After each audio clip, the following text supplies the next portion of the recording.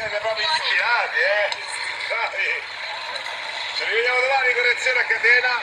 Vi lascio al TG1, buona serata a tutti.